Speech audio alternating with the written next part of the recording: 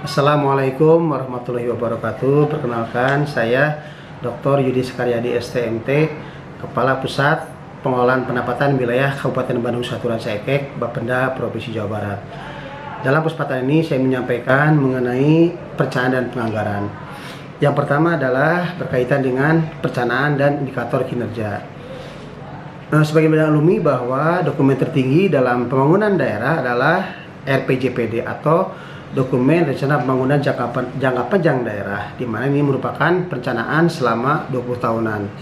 Nah, kemudian RJPJ ini adalah dipilah lagi menjadi RPJMD, yaitu dokumen 5 tahunan, di mana setiap gubernur terpilih atau bupati wali kota terpilih adalah menyusun RPJMD, adalah merupakan dokumen perencanaan 5 tahunannya. Nah, kemudian sejalan dengan itu pula setiap perangkat daerah harus menyusun Rensra sebagai turunan daripada RPJMD gubernur. Nah, Rensra ini adalah dituakan lagi setiap tahunan menjadi Renja, sedangkan RKPD adalah sedangkan RPJMD adalah dituakan menjadi RKPD atau Rencana Kerja Pemerintah Daerah. Nah, kemudian berkaitan indikator kinerja, dalam RPJMD terdapat indikator kinerja gubernur, sedangkan di dalam Rensra adalah terdapat indikator kinerja perangkat daerah, di mana pada intinya adalah bahwa indikator perangkat daerah yang dituangkan dalam Rensra adalah merupakan turunan atau merupakan dukungan terhadap indikator kinerja gubernur dalam RPJMD. Nah, kami sebagai Kepala P3D adalah merupakan atau mendukung indikator kinerja Kepala Bapenda, yaitu sebagai dukungan terhadap pajak daerah Jawa Barat, dan juga adalah meningkatkan indeks reformasi Jawa Barat, di mana Bapenda merupakan mendukung misi kelima, yaitu indeks reformasi birokrasi. Nah, berikutnya dalam kesempatan ini kami juga menjelaskan mengenai pengelolaan keuangan daerah.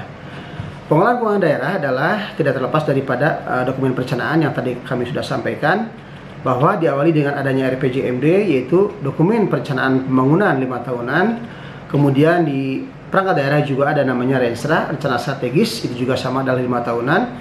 Nah, kemudian setiap tahun kepala daerah adalah menyusun atau menetapkan RKPD atau rencana kerja pemerintah daerah, kemudian mengajukan kepada DPRD melalui TAPD, dan bersama-sama dengan DPD menyusun rancangan KUA dan rancangan PPAS.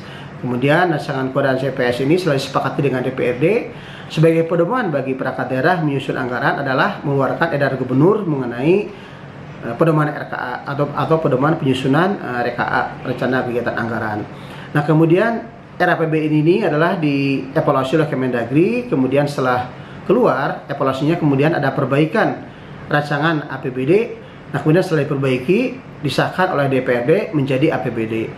Nah, APBD ini kemudian menjadi dasar juga dari RKA dirubah menjadi DPA atau dokumen pelaksanaan anggaran. Kemudian agar lebih rinci maka APBD dibuat lagi menjadi penjabaran APBD. Demikian berkaitan dengan penganggaran. Nah, kemudian berikutnya adalah berkaitan dengan pelaksanaan anggaran. Ini adalah tidak terlepas daripada tugas pokok dan fungsi PA ataupun KPA. Pengguna anggaran telah mendelegasikan sebagian tugasnya kepada KPA atau kuasa pengguna anggaran, di mana kami sebagai Kepala P3D adalah bertindak sebagai kuasa pengguna anggaran.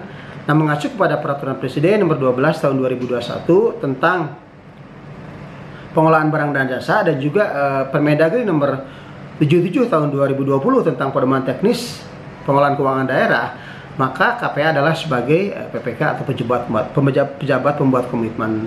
Tugas utamanya adalah pertama menyusun perencanaan pengadaan, yang kedua menetapkan jenis barang dan jasa, yang ketiga adalah pemaketan pengadaan barang dan jasa, kemudian juga menetapkan spesifikasi teknis kerangka acuan kerja atau KAK atau TOR.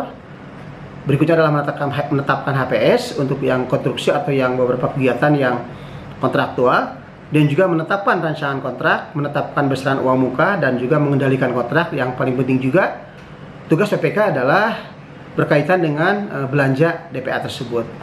Nah, kemudian berkaitan dengan konstruksi ada tugasnya lain, yaitu adalah menetapkan HPS, di mana HPS selalu ditetapkan diawali dengan survei harga, kemudian juga disusun kontrak dan dilaksanakan. Kemudian setelah selesai dilakukan PHO dan FAO, adalah sebagai pemeliharaan dari bangunan tersebut. Demikian barangkali tugas kaitan dengan tugas KPA. Nah, berikutnya adalah kami juga menyampaikan mengenai RKA dan DPA tahun 2021. Di lingkungan P3D Kabupaten Bandung Suara Saika adalah terdapat beberapa kegiatan. Di antaranya adalah tahun 2021 ada kegiatan pengelolaan pendapatan daerah. Kemudian subkegiatannya adalah penyediaan sarana dan prasarana pengelolaan pajak daerah. Salah satunya adalah berisi paket mengenai pemeliharaan gedung layanan pajak. Di mana pada tahun 2021 ini ada dua kegiatan pemeliharaan fisik. Pertama adalah kegiatan pemeliharaan gedung layanan pajak, yang kedua adalah pemeliharaan gedung kertausahaan atau gedung sarana kantor. Ini dilakukan adalah melalui mekanisme penunjukan langsung karena nilainya di bawah 200 juta, yaitu hanya bernilai 180 juta sekian.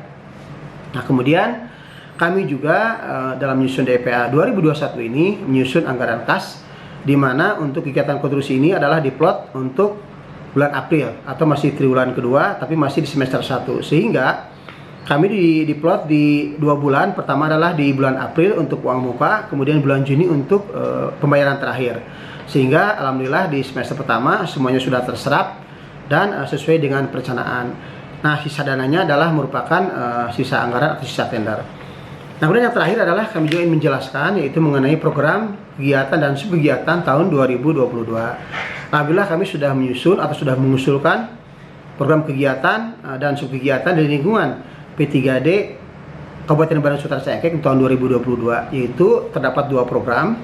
Pertama adalah program penunjang urusan pemerintah daerah provinsi, dan yang kedua adalah program pengelolaan pendapatan daerah. Program pertama yaitu program penunjang adalah kaitan dengan program kewirausahaan, sarana prasarana, dan juga pembayaran honorarium untuk kegiatan yang non PNS.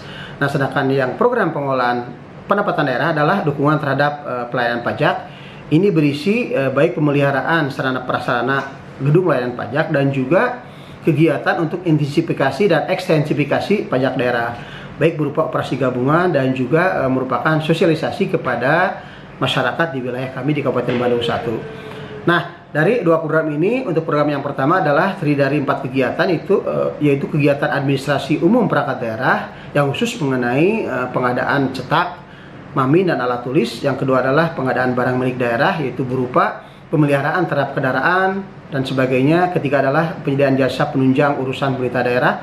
Keempat, pemeliharaan barang milik daerah. Sedangkan yang kegiatan program yang kedua, yaitu program pengelolaan pendapatan daerah, yang hanya 1 kegiatan, yaitu kegiatan pengelolaan pendapatan daerah. Isinya adalah murni mengenai ekstensifikasi dan intensifikasi pajak daerah, yaitu berisi kegiatan operasi gabungan dengan mitra dan juga kegiatan sosialisasi kepada masyarakat yang ada di wilayah kami di Kabupaten Bandung Suara Saika. Demikian dapat kami sampaikan. Terima kasih. Wassalamualaikum warahmatullahi wabarakatuh.